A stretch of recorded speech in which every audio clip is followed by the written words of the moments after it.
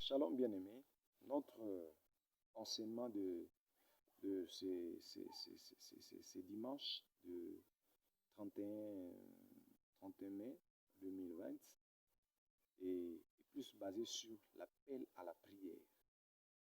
Pourquoi l'appel à la prière? Parce que nous passons des temps un peu très compliqués aussi, très difficiles. Et dans ces temps que nous passons, dans cette période, si nous ne sommes pas dans la présence de Dieu et nous sommes loin de Dieu, nous serons ceux qui vont subir et non pas ceux qui vont faire subir.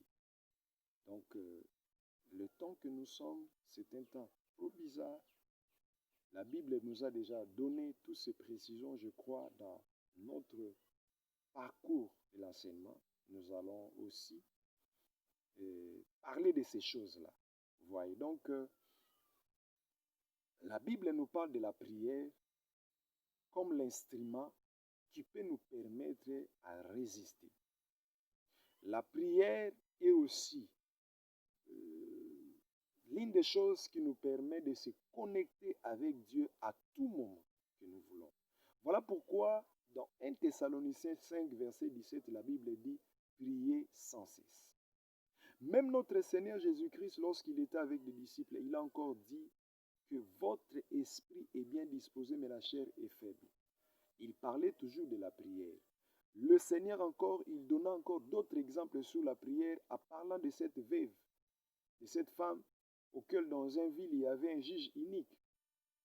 Mais ce juge-là, il avait peur de personne. Il craignait personne, il ne craignait pas aussi Dieu, comme Christ a dit.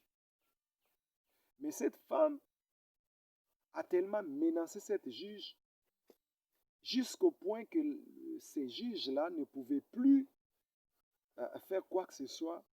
Afin, il a tranché pour cette dame parce que la femme l'a tellement menacé, l'a tellement dérangé et la juge, ou soit le juge là, il a fini à donner à la femme raison parce que la femme a tellement coincé cette juge par rapport à son problème. Donc la prière, c'est le moment auquel nous pouvons nous déployer devant Dieu. Le temps auquel on peut dire tout ce qui est dans notre cœur. Je ne parle pas de faux prières. Je ne parle pas de prières d'hypocrisie. Je ne parle pas de prières auxquelles on fait semblant de prier, mais en soi, on ne prie pas. Vous voyez. Donc, dans des moments comme celui-ci, je suis caché comme ça, je viens chercher la face de Dieu. Pas je cherche la face de Dieu pour montrer aux gens que je suis en train de chercher la face de Dieu. Non. Nous sommes au temps de rester solitaires, de rester particuliers. Cela veut dire je suis moi-même avec Dieu. Quand les églises sont fermées, quand on ne peut plus prier dans nos églises, comme d'habitude,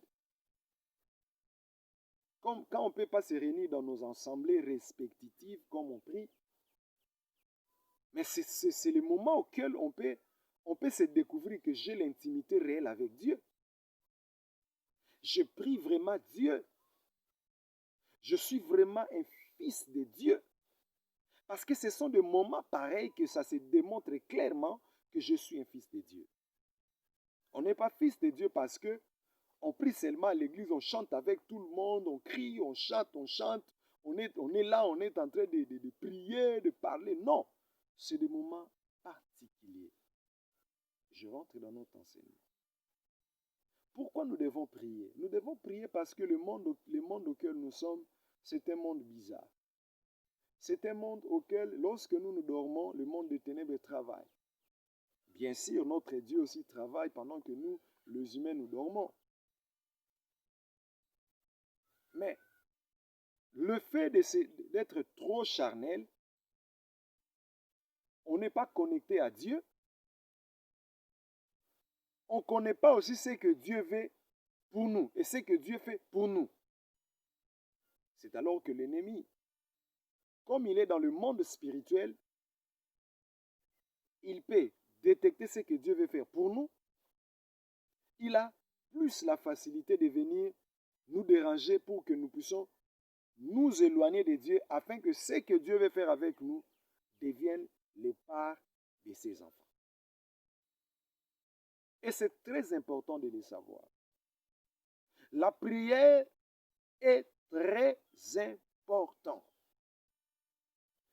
Partout où tu me suis, sache bien que si tu peux prier, malgré des problèmes compliqués de ta vie, malgré des réalités bizarres auxquelles tu fais face, la prière a la possibilité de faire employer dans le service les esprits de Dieu pour qu'ils viennent te donner la solution.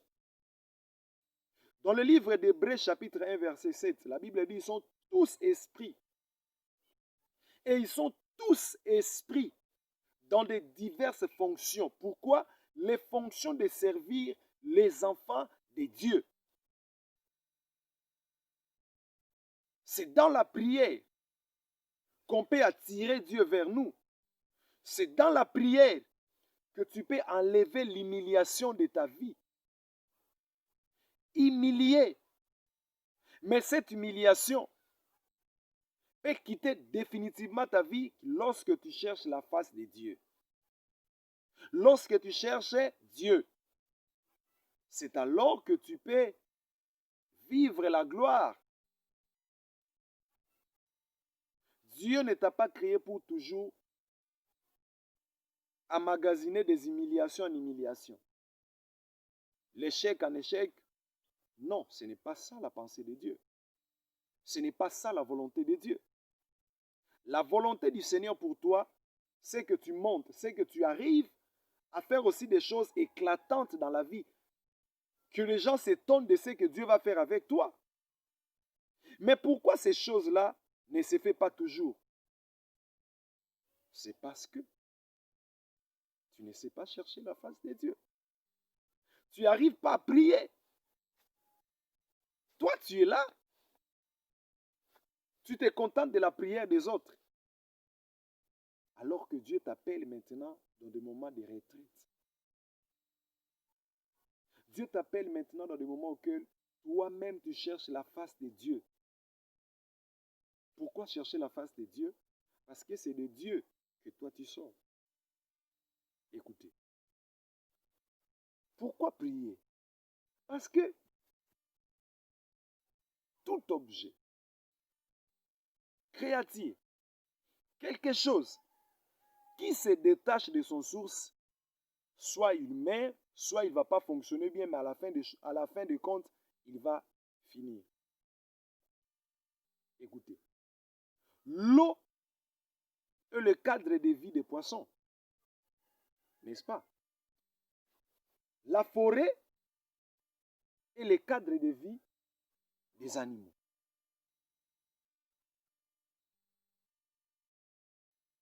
L'air est le cadre de vie des oiseaux.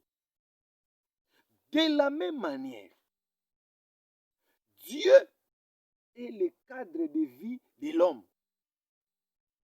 Se détacher de Dieu ou refuser de se connecter à Dieu, refuser de s'attacher à sa parole, refuser de se connecter à Dieu dans la prière, parce qu'on peut se connecter à Dieu que par la prière.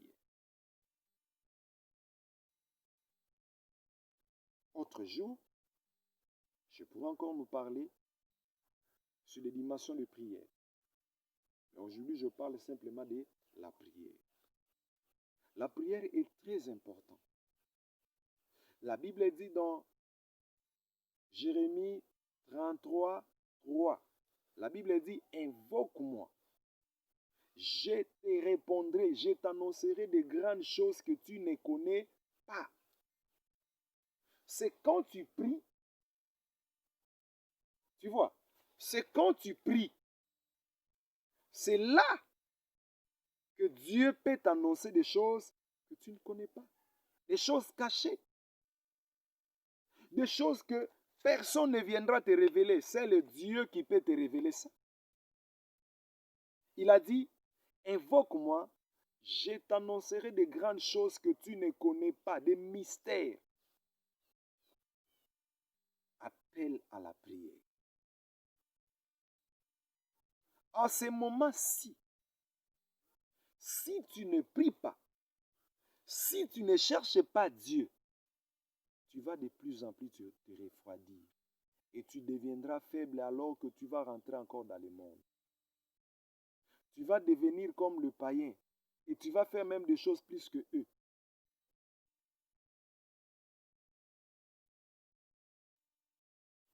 Rentre dans la présence de Dieu. On peut rentrer dans la présence de Dieu que par la prière.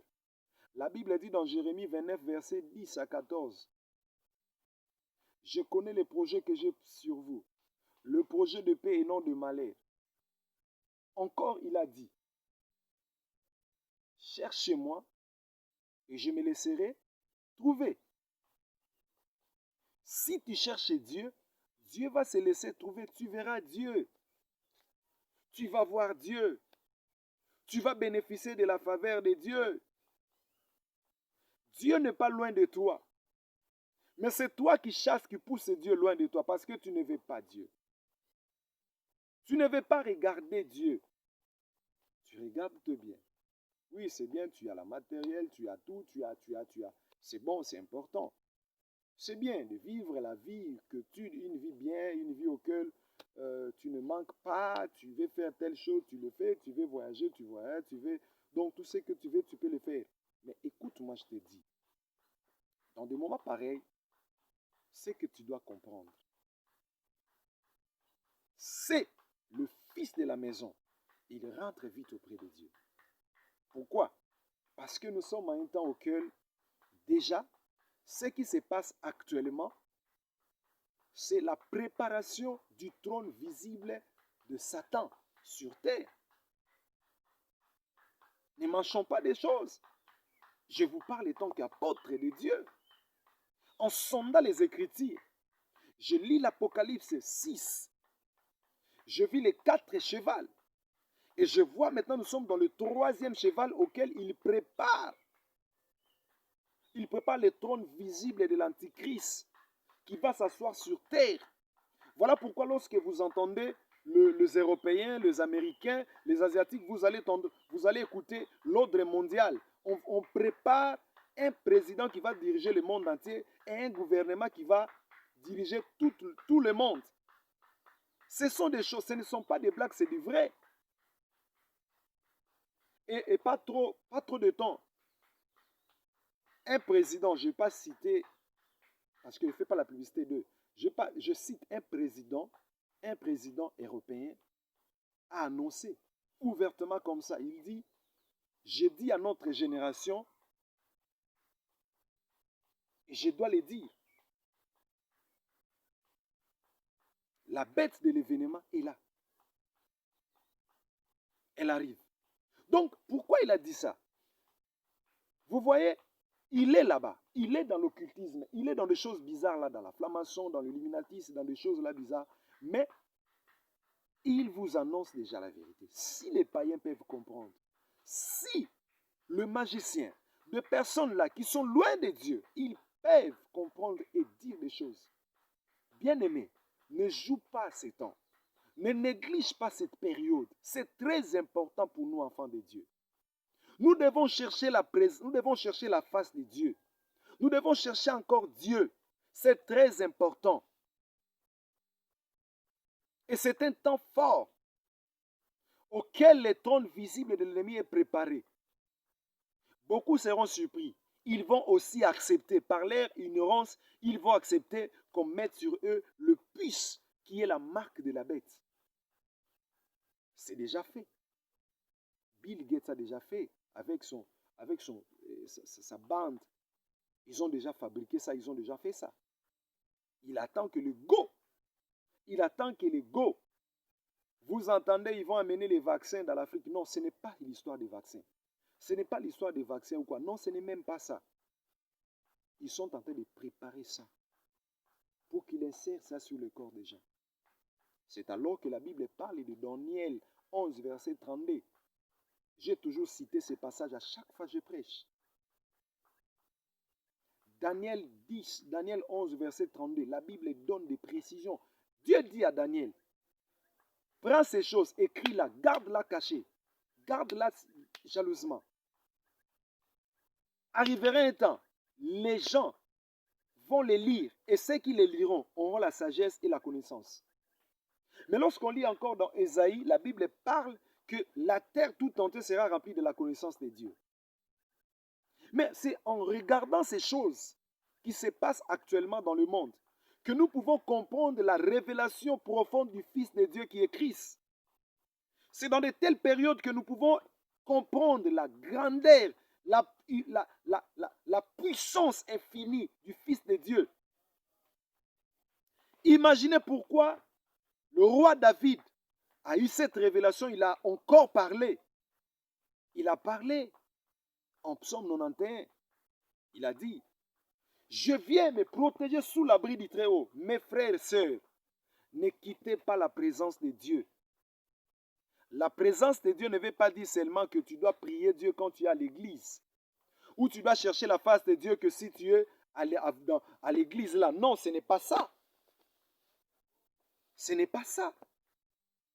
La présence de Dieu, c'est à chaque moment où tu appelles Dieu, Dieu est présent. Dieu ne sera jamais absent lorsque tu l'appelles.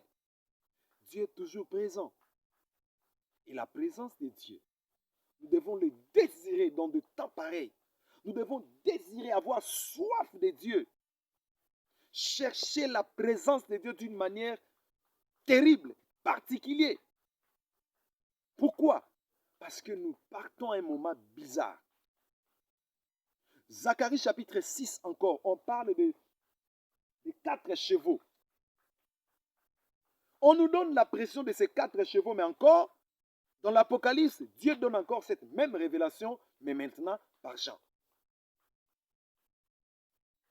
Nous sommes maintenant dans l'heure auquel l'ange qui fait trembler le monde, écoutez, partout dans le monde entier est secoué par cette pandémie.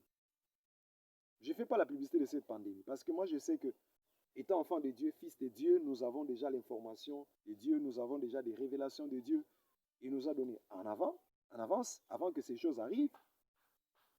Quand ces choses arrivent, oui, ça doit arriver, mais ce sont des ignorants qui vont subir des choses bizarres. Mais nous étant enfants de Dieu, nous ne subissons absolument rien de ces choses. Et nous sommes conscients de la présence de Dieu tout autour de nous. Écoutez, prier Dieu, tu vas t'épargner de beaucoup de bêtises. Quand tu pries, tu ne vas pas rentrer dans le monde. Mais quand tu négliges la prière,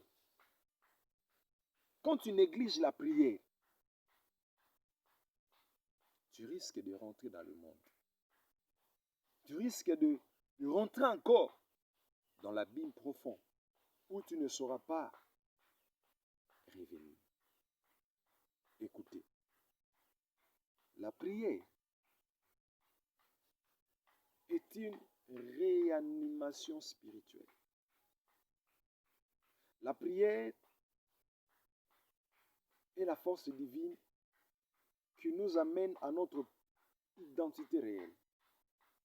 Voilà pourquoi nous devons prier. Nous devons chercher la face de Dieu. Nous devons encore et encore chercher Dieu. Mon frère, ma soeur, prie. Tu ne sais pas ce qui va arriver. Des choses bizarres vont arriver. Des personnes qui négligent la prière actuellement, des personnes qui ne veulent pas prier, des personnes qui ne veulent pas chercher la face de Dieu, ils vont le subir. Dieu dit à Jean, monte ici, je te ferai voir des choses à la suite. Écoutez, quand toi tu rêves, quand toi tu es là, tu attends le confinement se termine, quand on va déconfiner, tu puisses recommencer ta vie, tu puisses recommencer tout ce que tu faisais et tout. Non, moi je t'annonce une chose, détrompe-toi. Le système va changer. après les confinements, le système va changer.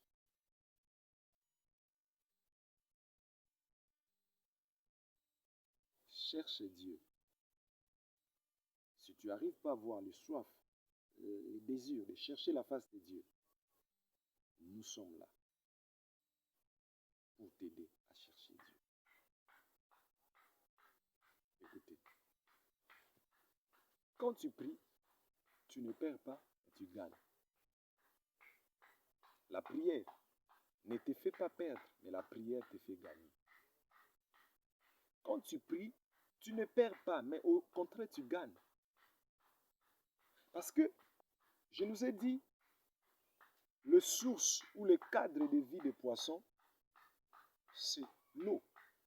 Le cadre de vie des animaux, c'est la forêt. Le cadre de vie des oiseaux, c'est l'air. C'est l'air.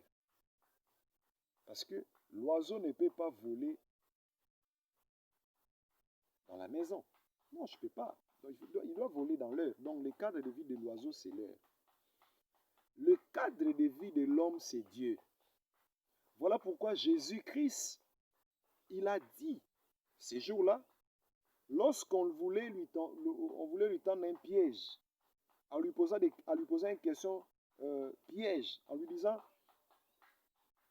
ça c'est est-ce qu'il est permis qu'on paye les impôts? Jésus-Christ a pris l'argent. Jésus-Christ a pris l'argent. Il a pris l'argent. Je prends un billet. Pour nous montrer. Vous voyez. Donc, Jésus-Christ a pris l'argent. Bien que c'était une pièce, comme on dit, des deniers.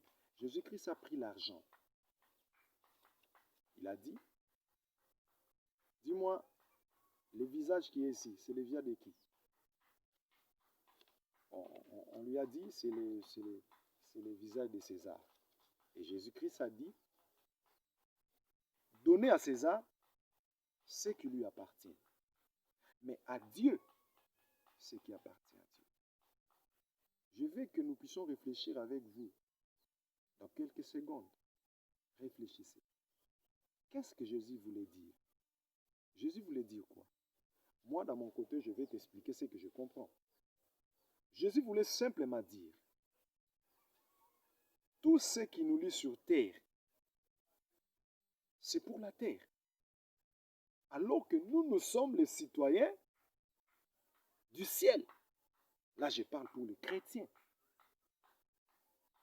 Nous sommes les citoyens du ciel. Nous n'appartenons pas au royaume du monde, mais nous appartenons à Dieu. En appartenant à Dieu, cela veut dire, ce qui appartient au monde, on n'ira pas avec ça au ciel. L'habit, de l'argent, des téléphones, des voitures, des richesses, toutes ces choses-là vont rester. Cela veut dire, toutes ces choses appartiennent au monde.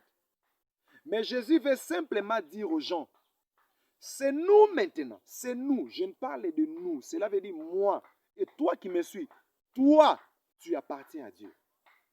Tout ce que tu as là, Dieu l'a fait pour la terre. Cela veut dire ça, Dieu n'a même pas besoin de ça. Dieu n'a pas besoin de tes voitures. Dieu n'a pas besoin de ton argent. Dieu n'a pas besoin de tout ce que tu as. Oui, on peut t'enseigner des enseignements sur l'offrande, je sais. Tout ce qu'on peut te dire. Dieu n'a pas besoin de ça. Qu'est-ce que Dieu va faire avec ton argent? Dieu n'a même pas besoin de tes voitures. Le preuve, dans ce confinement, on est tous égaux. Tous égaux. Tout le monde, que ce soit des présidents, que ce soit des stars, que ce soit des millionnaires, des milliardaires, tout le monde par terre. Et nous sommes tous le même. Tout le monde en mode de confinement. Tout le monde met des masques, des port-masques. Tout le monde, et des présidents, et des rois, et tout le monde. Cela veut dire que nous sommes égaux. Mais écoutez, Dieu veut simplement nous dire, par l'histoire que Jésus avait répondu à cette question piège qu'on lui avait posée. Jésus voulait simplement dire que l'argent n'appartient pas à Dieu. L'argent que nous touchons sur terre Dieu n'a même pas besoin de ça. Dieu n'a pas besoin de ça. Lorsque la Bible, je vais dire ça parce que tu peux écouter ça, tu vas dire que non, mais comment l'apôtre va dire des choses comme ça? Non, écoutez. La Bible parle que l'or et l'argent est à Dieu. Oui. Cela veut dire, on parle de l'argent de la manière de sa formation. Parce que le dollar, les francs congolais, les livres sterling, le euro, le rond, je ne sais pas, les yens ou quoi, le kwanza, tous ces billets de banque-là qu'on utilise, l'argent qu'on utilise en Europe, l'argent qu'on utilise en Amérique, l'argent qu'on utilise en Afrique, l'argent qu'on utilise à DRC Congo. Donc, tout cet argent-là, on ne va pas aller avec ça au ciel. Tout cet argent-là va rester sur terre. Donc, l'argent n'entrera pas au ciel. Que personne ne te trompe, l'argent n'entrera pas au ciel. Les vestes ne vont pas entrer au ciel. Quand on va sonner le son de la trompette, quand à la voix de l'archange, quand on va sonner le son de la trompette, écoutez, tout ce que nous avons eu, nous avons sur terre, va rester sur terre. Nous allons monter auprès de Dieu nous-mêmes. Nous allons monter auprès de Dieu nous-mêmes. Donc c'est comme ça Jésus voulait simplement dire aux gens, méfiez-vous de la richesse. Pas dans les formes je ne vais pas avoir l'argent, je ne vais pas... Non, non, non, non. Jésus voulait simplement dire, n'ayez pas la cupidité du bien de ce monde. Parce que le jour où on meurt, toutes ces choses restent. On n'aura plus le pouvoir de les prendre. Ceux qui vont rester, ils ont les commandes de ce que tu as. Ils ont les commandes de ton argent. Ils ont les commandes de tes voitures. Ils ont les commandes de tout ce que tu as. Cela veut dire Jésus, il a donné la précision. Nous appartenons à Dieu. Tout ce que nous avons, l'argent, la richesse, toutes ces choses appartiennent à Dieu. Ça ne nous appartient pas. Nous appartenons à Dieu. Écoutez, rentre dans la présence de Dieu et prie. Quand tu sais prier, tu peux changer beaucoup de choses dans ta vie. Et en ce moment que nous sommes, je nous appelle à la prière. Priez. Priez. Car la foi de plusieurs se refroidiront. La foi de plusieurs se refroidiront. Donc la foi de plusieurs vont refroidiront. Donc pourquoi? Parce que en cette période, des gens, ça se sème dans la tête de plusieurs que Dieu n'existait pas. Dieu existe. Si Dieu n'existait pas, mais changeons seulement ce que la nature fait et nous saurons que Dieu n'existait pas. Si ce qui a été fait avec calcul, avec balance, l'air que tu reçois chaque jour ne te tue pas parce que Dieu calcule l'air auquel tu dois utiliser, l'oxygène qui doit entrer dans ton corps, Dieu le calcule. Donc l'air que tu respires là, si ça dépasse le volume auquel tu dois faire entrer en toi, tu meurs. Alors Dieu sait, il a mis le volume de l'air pour chacun. Et toutes ces choses-là, quand tu les vois, tu ne vois pas la présence. Tu ne vois pas que non, il y a un être suprême. Dieu existe. La prière, en cette période, est vraiment importante. Pourquoi important? Parce que dans ces périodes, dans ces temps, auxquels beaucoup, il y a des fois, ils ne semblent pas comprendre ce qui se passe. Certaines personnes se disent non, ça va finir, je peux faire ce que je fais, je peux. Mais laisse-moi vous annoncer, le système va changer. Nous aurons un gouvernement mondial, c'est vrai. Je vous parle en tant qu'apôtre de Jésus-Christ. tant qu'apôtres de Jésus-Christ. Nous aurons un gouvernement mondial, un président qui va diriger tout le monde. Après, tous ces menaces de ces pandémies, parce que c'est une préparation la préparation de l'antichrist qui va s'asseoir sur le trône, ça crée maintenant la peur. Tout le monde commence à avoir peur. On doute, on commence à se dire, ah, je ne vais pas mourir. Je ne vais pas quitter la terre des humains. Je ne vais pas, je ne vais pas. Et alors, les nations vont accepter maintenant le plan B de ces Illuminatis, de ces francs-maçons. Et leur plan B, c'est accepter soit les vaccins, soit les puces identiques, le puce qui va vous identifier partout. Donc, partout où vous allez vous retrouver, cette puce va vous détecter. On met ça sur vous. On colle ça dans votre corps. Cela veut dire on fait entrer ça dans votre corps. Peut-être ici, on les fait entrer. Mais partout où vous allez vous retrouver, on va vous détecter. On va comprendre que tu fais telle chose, tu fais telle chose. Donc, c'est comme ça que le diable veut contrôler le monde. Voilà pourquoi il faut faire très attention quand vous utilisez les réseaux sociaux. N'utilisez pas les réseaux sociaux simplement pour détruire la vie des gens.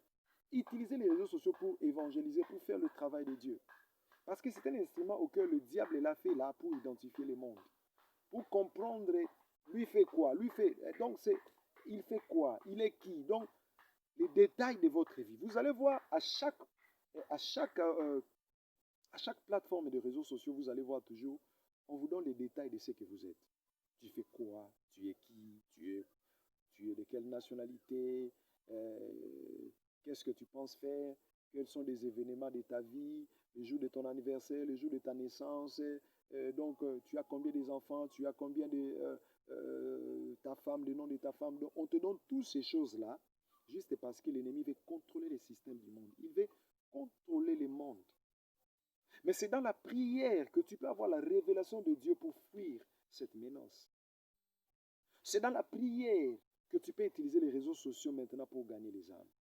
C'est dans la prière que tu peux comprendre que j'utilise les réseaux sociaux non pas pour détruire des vies, mais pour construire le royaume de Dieu. La vie de l'esprit est trop difficile, si je peux le dire. La prière, ce n'est pas facile. Prie parce que tu ne sais pas ce qui va arriver. Prie. Prends le temps de prier parce que tu ne sais pas. Et précisément, je parle aux Congolais. Nous devons prier. Ne soyons pas des lâches. Des personnes qui trouvent que non, tout c'est normal. S'ils veulent faire, ils font ce qu'ils font.